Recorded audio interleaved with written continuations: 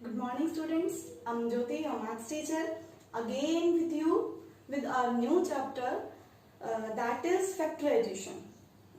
But factorization करने से पहले इससे पहले वाले जो चैप्टर में हमने किया था वो था algebraic expressions. Algebraic expressions में मैंने आपको मल्टीप्लिकेशन, डिवीजन, एडिशन, सब्ट्रैक्शन सब कुछ आपको बता दिया था. आई होप आपको वो टॉपिक बहुत अच्छे से क्लियर हो गया होगा. अभी हम बात करेंगे फैक्टराइजेशन की इन अलजेब्रिक एक्सप्रेशन कि अब तक अलजेब्रिक एक्सप्रेशन को हमने ऐड किया है, मल्टीप्लाई किया है, डिवाइड किया है, बट अभी उन्हीं चीजों को हम अलजेब्रिक फॉर्म में फैक्टराइज कैसे करेंगे, यानी कि कंपाउंडेड फॉर्म अगर हमें दी गई होगी तो हम उनको फैक्टर कैसे बना सकते हैं, उनके टुकड़े कैसे कर सकते हैं. फैक्टराइजेशन मतलब होता है कंपाउंडेड फॉर्म जो भी हमें दी गई है उसको हमें क्या करना है, फैक्टर बनाने हैं, मतलब उसके टुकड़े करने हैं, उसको सिंपलेस्ट फॉर्म में निकाल के लेके आना है हमें. तो चलिए हम without any waste of time हम लोग क्या करते हैं, अपने टॉपिक को स्टार्ट कर लेते हैं. हमारा टॉपिक भी है फैक्टराइजेशन ऑफ अलजेब्रिक एक्सप्रेशंस कि हमें अब अलजेब्रिक एक्सप्रेशन यानी कि वेरिएबल और कांस्टेंट की टर्म्स दी होंगी और हमें अब क्या करना है, उनको फैक्टर बनाने हैं, उनके टुकड़े बनाने हैं. ठीक है, तो बहुत से मेथड बताए जाएंगे. मैं फर्स्ट मेथड आपको बता रही हूँ जिसमें हम क्या करते हैं, नॉर्मली कॉमन टर्म को निकाल लेते हैं. क्लियर है? जैसे कोई भी एक वैल्यू है 15. ठीक है, तो 15 क्या है, एक कंपाउंडेड फॉर्म है. 15 के अगर हम फैक्टर बनाने लग जाएं तो 15 के फैक्टर क्या बन सकते हैं, 3 और 5 यही बनेंगे. तो ये दोनों क्या है, फैक्टर बन चुके हैं और ये क्या है, इनका प्रोडक्ट है. क्लियर है, ये इनका प्रोडक्ट है. तो हमें क्या दिया होगा, इस तरह से कंपाउंडेड फॉर्म दी होगी और हमें क्या निकालने होंगे, उनके फैक्टर निकालने होंगे. ठीक है, चलिए अब हम स्टार्ट करते हैं अपने कुछ क्वेश्चंस के थ्रू अपने टॉपिक को. जैसे अगर अब तक हमने जो प्रोडक्ट किए हैं, जैसे मान लीजिए आपके पास कोई भी वैल्यू दी गई होती है a into B plus C and D I think होगा. चलिए यही तक कर लेते हैं हम. अगर मान लो इस तरह के आपको क्वेश्चन प्रोडक्ट्स में दिए गए हैं तो आप इनकी प्रोडक्ट कैसे करते थे, जो फर्स्ट वाली टर्म है उसको टर्न बाय टर्न क्या करते हैं, दोनों वैल्यू से मल्टीप्लाई करते हैं. जब a की मल्टीप्लाई b से होगी तो ये ab बन जाता है और a की मल्टीप्लाई जब c से होती है तो ac बन जाता है. क्लियर है? तो सेम क्या है, प्रोडक्ट फॉर्म दे रखी है, हमें क्या करना है, उनको सिंप्लीफाई कर लिया है. ठीक है, सेम अब इसी तरीके से अगर ये वैल्यू दे रखी होगी तो हम क्या इस तरीके से निकाल सकते हैं. कैसे निकाल सकते हैं, दोनों में देखिएगा a है, दोनों टर्म्स में a वैल्यू है ना, तो हम a को बाहर निकाल लेंगे यानी कि कॉमन ले लेंगे. अंदर क्या बच गया हमारे पास, एक तो b बच गया और एक c बच चुका है. सेम हमारे पास आ गई, वही वाली वैल्यू हमें वापस मिल गई है. ठीक है, तो हमने क्या कर दिया, एक प्रोडक्ट फॉर्म थी और हमने उसके फैक्टर कर लिए हैं. तो ये फैक्टराइज फॉर्म है हमारी. क्लियर है? चलिए इसी तरह से क्वेश्चंस दिए होंगे और क्वेश्चन के ऊपर ये कैसे अप्लाई करने हैं मैं वो आपको समझाती हूँ. जैसे मान लीजिए आपको दिया है 6a माइनस 9b. ठीक है, तो 6 को देखिएगा हम लोग कैसे लिख सकते हैं, 6 को लिखा जा सकता है 3 इंटू 2 लिखा जा सकता है और 9 को क्या लिखा जा सकता है, 3 इंटू 3. ठीक है, तो क्या करेंगे, दोनों में देखिएगा 3 कॉमन आ रहा है ना, तो क्या करेंगे, दोनों में से पूरे में से 3 को कॉमन ले लेंगे. ठीक है, 3 को अगर हम कॉमन ले लेते हैं और देखिएगा अब वेरिएबल पे आते हैं, यहाँ पे वेरिएबल a है, यहाँ वेरिएबल b है, तो यानी कि दोनों वेरिएबल अलग अलग हैं तो हम उनको कॉमन नहीं ले सकते. हाँ, अगर सेम वेरिएबल होता ना तो हम उनको कॉमन ले लेते. और कॉमन कौन सा लेते, अगर मान लीजिए यहाँ पे पावर 4 होती और यहाँ पे 1 होती तो क्या करते हैं, हम छोटे वाली पावर को कॉमन लेते हैं. वो भी मैं आपको करके दिखाऊंगी. बट फर्स्ट ये क्या है, जब हमारे पास वेरिएबल अलग अलग दिए गए हो तो कैसे करेंगे, हमने इनमें से जो भी कॉमन वैल्यू आई थी कांस्टेंट टर्म में से हमने वो बाहर निकाल ली है. अब अंदर क्या बच गया हमारे पास, अभी यहाँ क्या बच गया, 2 बच गया सिर्फ, तो यहाँ 2 आ गया है एज इट इज और यहाँ पे साथ में क्या हो गया है, a हो गया है. ठीक है, सेम माइनस की टर्म है. अब इस टर्म में से 3 कॉमन जा चुका है यानी कि 3 बाहर निकल चुका है, तो क्या बच गया, 3 और बच गया है हमारे पास में. और ये हमारी इस कंप्लीट की एक फैक्टराइजेशन फॉर्म आ चुकी है, फैक्टराइजेशन की फॉर्म में ये आ चुका है. ठीक है, जब इनको वापस मल्टीप्लाई करेंगे तो वापस हमें ये मिल जाएगा, 3 को 2a से मल्टीप्लाई करेंगे 6 से मिल जाएगा, इसी 3 को 3b से मल्टीप्लाई करेंगे तो 9 भी मिल जाएगा हमें. ठीक है, चलिए अभी एक और क्वेश्चन मैं कर देती हूं आपके लिए। यहाँ पे जैसे है 14x² माइनस 7xy। आपके पास ये क्वेश्चन है, आपको क्या करना है, इसके फैक्टर बनाने हैं। तो देखिएगा सबसे पहले तो हम कांस्टेंट टर्म्स को करते हैं। 14 को क्या लिख सकते हैं 7 मल्टीप्लाई 2, और यहाँ 7 को क्या लिखा जा सकता है 7 मल्टीप्लाई 1। क्लियर है, ठीक है। यहाँ पे x की स्क्वायर है, यहाँ xy है, यानी कि नेक्स्ट टर्म में एक वेरिएबल x है सेम इस जैसा। तो हम क्या करेंगे, पहले तो हम कांस्टेंट टर्म को देखते हैं। कांस्टेंट टर्म क्या है, दोनों में कॉमन 7 है, हमने 7 को बाहर ले लिया, ठीक है। तो हमारे पास अंदर क्या बचती है 7 तो बाहर ले चुके हैं, तो 14 की तरफ से तो 2 बच गया है, ठीक है। और यहाँ पे क्या बच गया है साथ में, अब देखिएगा 7 बाहर जा चुका है, कुछ भी नहीं बचा है, तो या तो 1 लिख लीजिए, और 1 को भी नहीं लिख रहे हैं तो कोई जरूरी बात नहीं है, ठीक है इतना। अभी देखिएगा यहाँ पे x की पावर 2 है और यहाँ पे x की पावर 1 है, तो मैंने बताया था शॉर्टेस्ट वाली पावर ली जाती है, 1 पावर ली जाती है। मान लीजिए अगर मैं 2 की 2 पावर को कॉमन ले लूं, तो यहाँ तो एक ही पावर है ना, तो इसमें से दूसरी पावर कहां से दोगे आप लोग। तो इसलिए हम क्या करेंगे, जिस वेरिएबल की छोटी पावर है उसको कॉमन लेंगे। तो सेम वेरिएबल तो है, लेकिन पावर जिसकी छोटी है ना उस वैल्यू को ले लेते हैं। हम लोग क्या करते हैं, x को कॉमन ले लेते हैं। तो x यहाँ पे से एक पावर निकाल दी है, तो एक पावर बचती है, वो एक पावर वाला x यहाँ लिखा जाएगा, ठीक है। अभी यहाँ देखिएगा 1 लिखा गया था, मैंने 1 लिख दिया, चलिए ठीक है। अभी देखिए x की 1 पावर जा चुकी है, तो यहाँ से खत्म हो चुकी है, सिर्फ क्या बचा है y बचा है। तो यानी कि 1y लिख सकते हैं या फिर सिर्फ y लिख सकते हैं, और ये आपके फैक्टर बन चुके हैं। एक तो फैक्टर बना है 7x और ये दूसरा फैक्टर बना है ये। क्लियर है, जब इनको मल्टीप्लाई करेंगे तो वापस हमें यही वैल्यू मिल जाएगी, ठीक है बेटा। आपके इस तरह के क्वेश्चन आएंगे, आप लोग इन्हीं तरीके से नॉर्मल तरीके से सॉल्व करेंगे, उनके वेरिएबल्स का ध्यान रखेंगे, उनके वेरिएबल्स की पावर का ध्यान रखेंगे। क्लियर है, आई होप आपको ये क्लियर हो गया होगा। चलिए अभी एक और है एक्सपेंडेड फॉर्म। अब हमें बाइनोमियल के टर्म्स में, अगर दो बाइनोमियल्स, अब तक तो मैंने क्या बताया है सिर्फ आपको कि आपको यहां दे दिया जाएगा ax प्लस वाई, एक सिंपल वाला बताया है। अब एक और टर्म दे दी जाए तो क्या करोगे, तो बाइनोमियल है, ठीक है। तो अगर एक और टर्म दे दी जाए तो क्या करोगे, ठीक है, क्या करेंगे हम, मान लीजिए अब आपको इस तरीके से दिया जाए, ठीक है। आपको बाइनोमियल फैक्टर बनाने पड़ेंगे, जिसके अंदर क्या करना पड़ेगा, हमें कॉमन फैक्टर्स जो हैं, कॉमन फैक्टर्स के थ्रू निकालना पड़ेगा। अब की बार दो वैल्यूज आएंगी, जैसे कि देखिएगा a और xy है, ये हमने इस तरीके से कर लिया है, ठीक है। अभी हम क्या करेंगे, इस तरीके से कोई वैल्यू दे रखी होगी, तो क्या करेंगे, इन दोनों में देखिएगा कॉमन वैल्यू क्या है, हम वही देखेंगे कॉमन तरीके से। इसमें भी x प्लस वाई है, इसमें भी x प्लस वाई है, ठीक है। तो हम x प्लस वाई को ही कॉमन ले लेंगे, बाहर ले लेंगे, ठीक है। जब यहां से x प्लस वाई निकल जा चुका है, तो क्या बच गया, यहाँ पे सिर्फ a बच गया, ठीक है। प्लस में यहां भी x प्लस वाई जा चुका है, तो सिर्फ क्या बच गया, b बच गया। तो हमारे इस पूरे एक्सप्रेशन के कितने फैक्टर बन चुके हैं, दो फैक्टर बन चुके हैं। एक तो ये x प्लस वाई है और एक ये a प्लस b है, ठीक है। अभी इनको क्वेश्चंस पे कैसे अप्लाई करना है, मैं आपको वो करके बताती हूँ। जैसे कि आपको दिया गया होगा a f plus g plus में b f प्लस g, आपको क्या दिया गया है, पॉलिनोमियल दिए गए हैं और आपको क्या करना है, इनके फैक्टर्स निकालने हैं। तो हम क्या करेंगे, देखिएगा सबसे पहले हम लोग कॉमन जो वैल्यू होती है वो फाइंड आउट करते हैं। तो इसमें देखिएगा यहाँ पे भी f प्लस जी है और यहाँ क्या है, यहाँ पे भी f प्लस जी है। तो हम इन दोनों को कॉमन ले लेते हैं, सेम टर्म्स हैं तो ले लिया बाहर।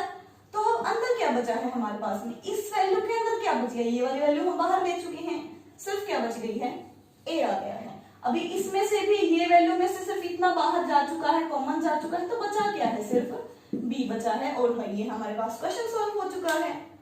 क्लियर है बेटा, ठीक है। चलिए अभी एक क्वेश्चन और कर लेते हैं। जैसे आपको दिया गया है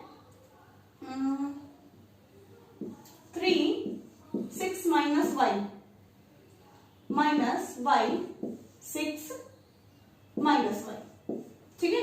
आपको ये क्वेश्चन दिया गया है और आपको क्या करना है कि इसमें भी फैक्टराइजेशन करने हैं, फैक्टर ढूंढने हैं इनके, कि हम इनके फैक्टर कैसे फाइंड आउट करेंगे।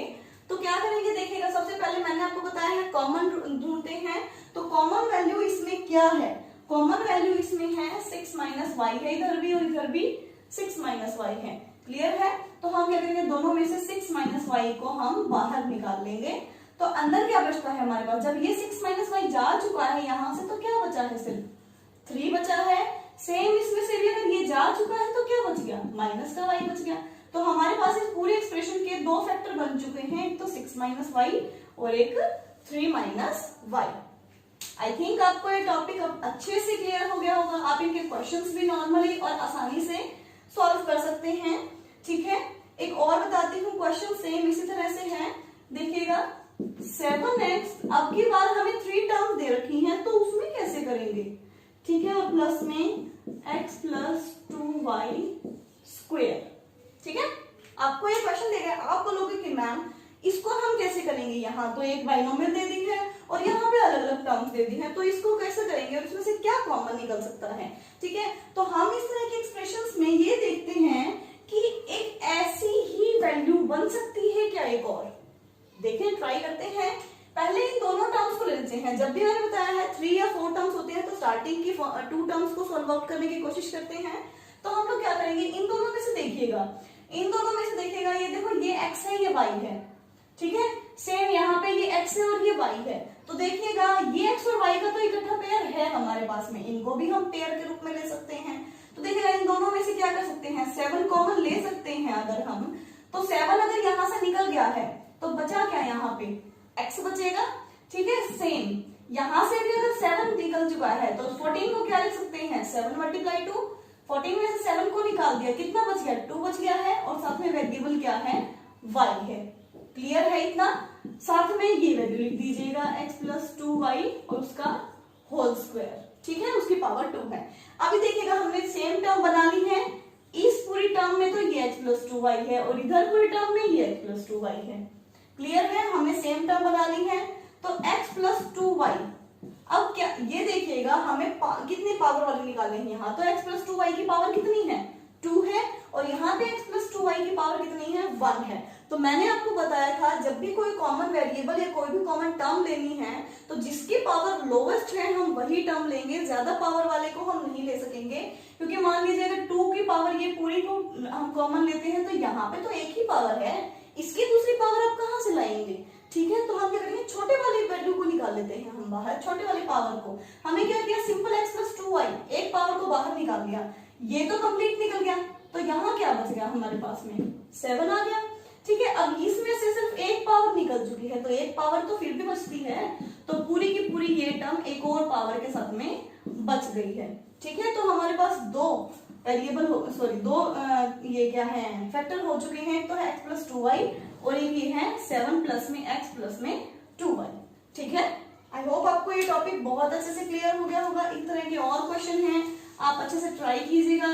एक लास्ट मेथड और बताना चाहूंगी, ठीक है, बाय ग्रुपिंग सुटेबल टर्म्स, कि अब हम टर्म्स को जो ग्रुप बना के हम टर्म्स को सुटेबल तरीके से अरेंज करेंगे। ठीक है, पहले हम टर्म्स को अरेंज करेंगे, उसके बाद में वही अपना कॉमन मेथड यूज कर लेंगे हम लोग। ठीक है, हमने दो जो है टॉपिक जो है, यानी कि 2 हमने रूल्स टाइप कर लिए हैं, अब हम थर्ड टाइप कर रहे हैं। ठीक है, अभी थर्ड टाइप पे कैसे करेंगे, ग्रुपिंग मेथड से करेंगे। कि आपको मान लीजिए ये दे दिया जाएगा a square plus bc plus ab और प्लस ac। ठीक है, आपको इस तरह से 4 टर्म्स दे जा सकती हैं। हम लोग इनको कैसे सॉल्व करेंगे वो देखिएगा। हम पहले तो अपने सुटेबल अपने अकॉर्डिंग हम इनको रीअरेंज कर लेते हैं। ठीक है, हम इनको रीअरेंज कर लेते हैं। मैंने क्या किया, a वाली टर्म को ढूंढ लेती हूँ कि एक और a वाली टर्म कहाँ है। नॉर्मली एक तो ये है a वाली टर्म और एक ये है, आप इनमें से कोई भी ले लीजिएगा। मैंने ले लिया, चलो a भी ले लेती हूँ। मैं दोनों तरीके से करके दिखाऊंगी, एक बार इस टर्म को इसके साथ लेके दिखाऊंगी, एक बार इसी टर्म्स को। हमारा आंसर सही आएगा। हमारा बस तरीका क्या है, हम अपने अकॉर्डिंग जो हमें सुटेबल तरीका लगता है हम उस अकॉर्डिंग उसको सॉल्व कर लेंगे। हमें तो रीअरेंज करना है। ठीक है, तो हम क्या करते हैं, मैं क्या कर रही हूँ फिलहाल a के साथ में जो a वाली टर्म्स है उनमें से किसी भी एक टर्म को साथ में ले लेती हूँ और पेयर बना लेते हैं, हम लोग ग्रुप बना लेते हैं। a स्क्वायर के साथ में किसका ग्रुप बन जाता है, पहले हम ab का बना लेते हैं। ठीक है, बना लिया। प्लस में सेम ऐसे ही बीसी वाले के साथ में जो बचा हुआ है उसका ग्रुप बना दीजिएगा। तो यहां बन गया है ये वाला ग्रुप। क्लियर है? इतना क्लियर हो गया होगा आई थिंक। अभी देखिएगा इसमें से कॉमन मेथड जो हमने फर्स्ट वाले मेथड में ट्राई किया था, क्या करेंगे हम इनमें से, यहाँ पे a की पावर 2 है और यहाँ पे a है, तो a की पावर कम कॉमन ले सकते हैं। इन दोनों में से हम a को बाहर निकाल लेते हैं। ठीक है, a को बाहर निकाल लेते हैं, तो यहाँ पे तो a की पावर 2 थी, एक पावर बाहर चली गई, तो एक पावर वाला a अभी भी बचता है वेरिएबल। क्लियर है? साथ में यहाँ पे a की पावर 1 थी, इसको कंप्लीट को बाहर निकाले तो सिर्फ यहाँ पे b बचती है। ठीक है, अभी सेकंड टर्म को देखिएगा, यहाँ पे बी सी है, यहाँ पे भी ए सी है। देखिएगा सी दोनों में कॉमन है, सी दोनों में है, तो हम क्या करेंगे, सी को बाहर निकाल लेते हैं। अंदर क्या बचता है, बी बच गया और ए बच गया। ठीक है, अभी सेकंड मेथड देख लेते हैं। सेकंड मेथड में जब बाइनोमियल्स टर्म दे दी जाए, बाइनोमियल्स वैल्यू दे दी जाए, दो वैल्यू दे दी जाए, तो हम उसमें किस तरीके से करते हैं, दोनों में एक तो ये टर्म है और एक ये टर्म है पूरी की पूरी, इन दोनों में ये देखते हैं सेकंड रूल के अकॉर्डिंग कि कौन सा कॉमन है। देखिए यहाँ भी a प्लस बी है, यहाँ भी b प्लस ए है। b प्लस ए को ऐसे लिखा जा सकता है a प्लस बी। अगर मैं ऐसा लिख दूं तो क्या गलत होगा? नहीं, क्योंकि 2 प्लस 3 लिखिएगा या 3 प्लस 2 लिखिएगा। ठीक है, दोनों इक्वल ही होते हैं, सिर्फ उनकी पोजीशन चेंज कर दी गई है। तो देखिएगा ये बिल्कुल सही था, b प्लस ए भी लिखा जा सकता है उसको, a प्लस बी भी। ठीक है, यहाँ पे a प्लस बी है, यहाँ भी a प्लस बी है, दोनों में ये टर्म कॉमन आ गई, तो हम a प्लस बी को कॉमन ले लेते हैं। जब यहाँ से ये खत्म हो चुका है, क्या बच गया यहाँ पे अंदर, a बच गया। यहाँ से भी ये टर्म कॉमन जा चुके, तो यहाँ क्या बच गया, एक और टर्म बच गई है। तो हमारे पास इस पूरी टर्म के क्या फैक्टर बन चुके हैं, तो a प्लस बी बन चुका है और एक a प्लस सी बन चुका है। आई थिंक आपको ये अच्छे से क्लियर हुआ होगा। एक इसी के अब सेम ऐसा ही एक और मैं सेम तरीके से करवा रही हूँ। मैंने बोला तो दूसरी टर्म के साथ भी कर सकते हैं, a स्क्वायर था और साथ में bc था प्लस ab था और क्या था, ac था। अब तक मैंने एक इसके साथ पेयर की थी, अब हम इसके साथ भी पेयर कर सकते हैं, कोई डिफरेंस नहीं है। हम इसके साथ पेयर कर देते हैं, हम इन दोनों की पेयर कर लेते हैं।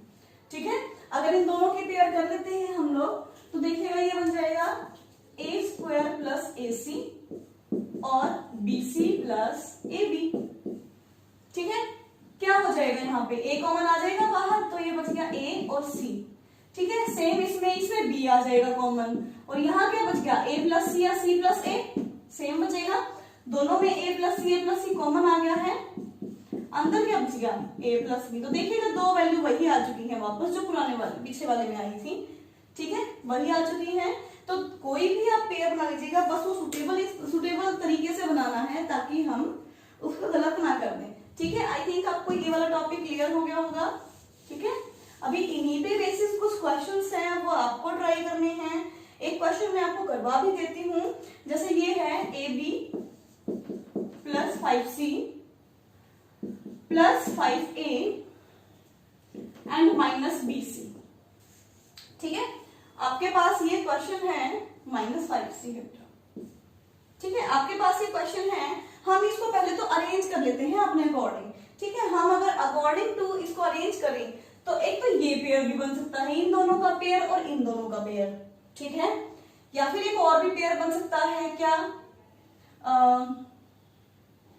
इन दोनों का पेयर और इन दोनों का पेयर। चलिए मैं पहले इस पेयर से बना के दिखाती हूँ आपको क्वेश्चन। ठीक है, इस पेयर के अकॉर्डिंग क्वेश्चन करते हैं, तो यहां आ जाएगा ab माइनस bc और माइनस 5c प्लस में आएगा बीच में, हाँ, एंड प्लस का 5a, प्लस बाहर रहेगा।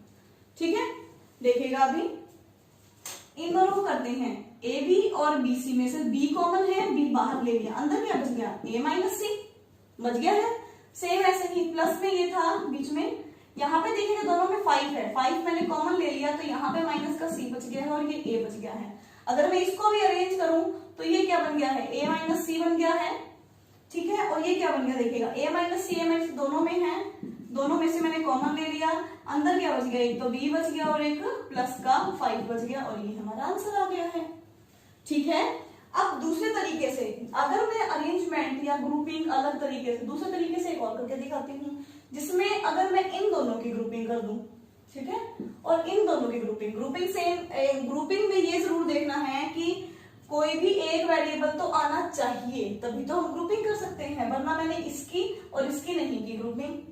ठीक है, क्या करेंगे, यहाँ पे ए बी था, यहाँ पे 5 है, यानी कि ए तो कॉमन आ रहा है कम से कम, तो अब मैं इसके साथ भी और करके दिखाती हूँ, इस तरीके से और करके दिखाती हूँ। तो यहाँ क्या हो जाएगा, देखिएगा ए बी की 5a के साथ में ये क्या हो जाएगी, ए बी प्लस 5a, ठीक है, प्लस में 5 से माइनस का है एंड माइनस का है 20 से। ठीक है, हम लोग क्या करेंगे, देखिएगा यहाँ पे a कॉमन है, दोनों में से a को बाहर ले लिया, तो यहाँ क्या बच गया, b प्लस 5 बच चुका है, प्लस में यहाँ देखिएगा 5c है और यहाँ bc है, यानी कि c कॉमन आ रहा है दोनों में से, c को मैंने बाहर ले लिया, माइनस का 5 बच चुका है और यहाँ पे माइनस का b बच चुका है। अब आप कहेंगे कि ये और ये टर्म्स तो बिल्कुल अलग आ गई हैं, कोई प्रॉब्लम नहीं है, हम क्या कर सकते हैं, इस टर्म को इसकी जैसा बना सकते हैं। कैसे, अगर दोनों में से माइनस को हटा दिया जाए तो हम क्या करेंगे, इसमें से माइनस को बाहर ले जाएंगे। ठीक है, इसमें से क्या करेंगे, हम माइनस को बाहर ले जाएंगे, तो यहाँ पे तो आ चुका है a b प्लस 5, ये तो सेम रहेगा। इसमें से यहाँ पे देखिएगा c था, ठीक है, यहाँ पे प्लस का साइन था, लेकिन दोनों में से जब माइनस को बाहर ले लेंगे तो माइनस बाहर आ चुका है, तो देखिएगा माइनस और प्लस की जब मल्टीप्लाई हो जाएगी, तो माइनस और प्लस की मल्टीप्लाई हो तो साइन चेंज हो जाएगा, माइनस बन जाएगा। ठीक है, क्या हो जाएगा, अंदर क्या बच गया है, ये भी प्लस का बन गया, अब ये भी प्लस का बन गया, तो देखिएगा b प्लस 5, इसको ऐसा लिख सकते हैं b प्लस 5। ठीक है, दोनों में सेम टर्म आ चुकी है, b प्लस 5 आ चुका है, अंदर क्या बच गया, a माइनस c, और देखिएगा सेम। ठीक है, तो पेयरिंग आपको इस तरीके से करनी है कि आपको क्या मिल जाए, वही टर्म्स मिल जाए। पेयरिंग में आपको अपने वेरिएबल्स का जरूर ध्यान रखना है कि ये ध्यान रख के चलना है कि वेरिएबल्स जो हैं कम से कम एक वेरिएबल तो कॉमन आए ही इनमें से। ठीक है, आई होप आपको ये टॉपिक क्लियर हो गए होंगे। आप इन क्वेश्चंस की प्रैक्टिस कीजिएगा, जितना प्रैक्टिस करेंगे बेटा आपको उतने ही परफेक्ट तरीके से ये क्वेश्चन सॉल्व करने आ जाएंगे। थैंक यू बेटा, have a nice day, thank you.